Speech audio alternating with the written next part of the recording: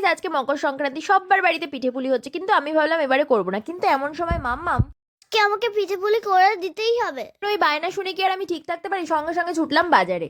বাজারে গিয়ে দুধ, ময়দা, নারকেল সব কিছু কিনে আনলাম। চালের গুঁড়োটা পাইনি বলে কিনে আনা হয়নি, তো ভাবলাম ঠিক আছে, খেতে যখন চেয়েছি কিছু তো একটা বানাতে হবে, ময়দা দিয়েই করবো আজকে দুধ পুলি।